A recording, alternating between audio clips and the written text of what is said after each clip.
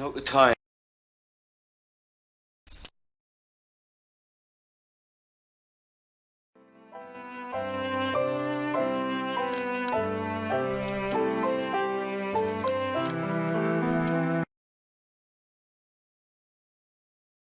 To most passengers in the first-class smoking room on A deck felt the collision. There came a heavy grinding sort of a shock, beginning far ahead of us in the bows and rapidly passing along the ship and away under our feet. First-class passenger Hugh Woolner.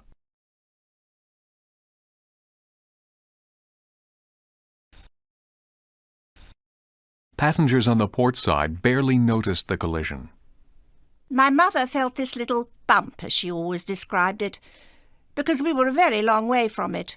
We were on the port side of the ship and the collision was on the starboard side of the ship, and had she been asleep, it wouldn't have wakened her. My father went away and spoke to one of the sailors and came back and said, "We've hit an iceberg. They're going to launch the lifeboats, but you'll all be back on board for breakfast." Second-class passenger Eva Hart.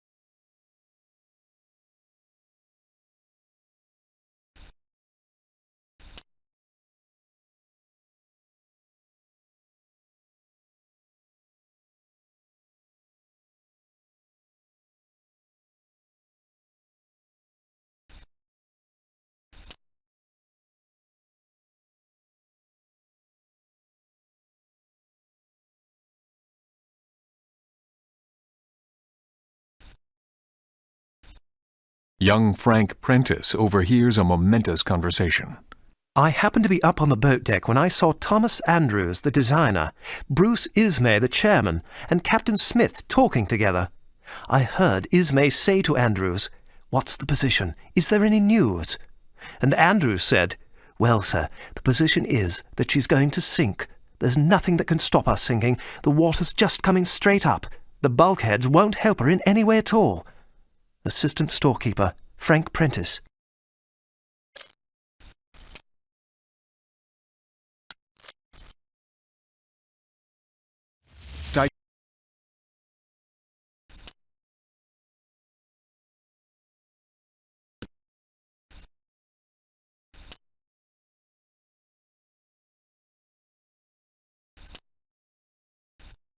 Titanic's passengers start to become aware that all is not well. I dressed further and went up on the deck, where I found several people, for the most part men, who were going and coming, and again an officer told me that there was no danger, that one could go back to bed. Instead of that, I went on the deck and went all the way to the front, where I saw sailors getting into the boats at the top of the deck. From that time I was certain of our hazardous position. For a minute I felt faint, but soon I regained my composure. Second-class passenger Marie Gerouin. Winnie Trout immediately went to steerage to alert her friends of the danger. I saw them lower one lifeboat with no one in it and noticed the men were also uncovering another. I then realised that something was the matter. I at once went to the staterooms of all my friends and told them to dress in case we were called up. Second-class passenger Edwina Trout.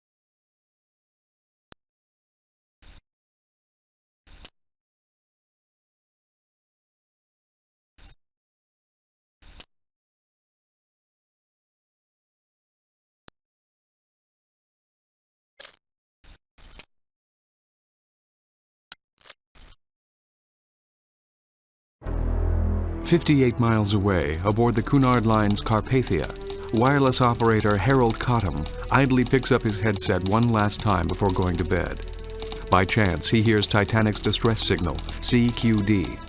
Cottam responds instantly, requesting the ship's position, and then runs for the bridge to tell First Officer Horace Dean what he has just heard.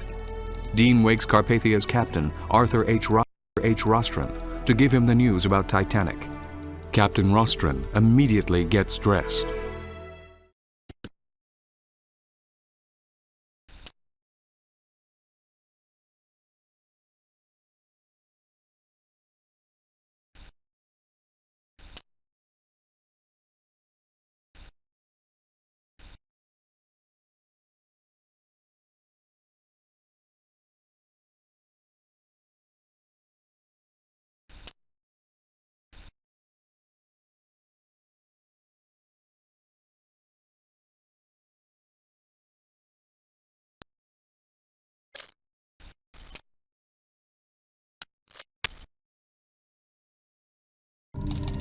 At 12:19 a.m., Titanic's call is picked up by the Canadian Pacific Line's Mount Temple and the Russian Asiatic's Burma, both of whom pass it along to outlying ships.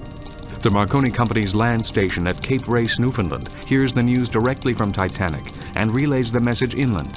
The news eventually travels to New York.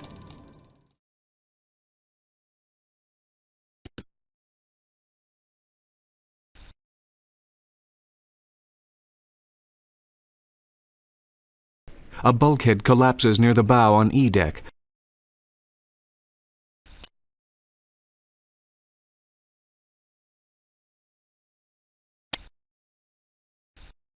Laura Francatelli was told she would be safe, but she knew the ship was in trouble. When I left my room, the water was on my deck, coming along the corridor. We were 20 feet above the water level, so we'd already sunk 20 feet. Everybody I passed assured me I was safe. First-class servant, Laura Francatelli.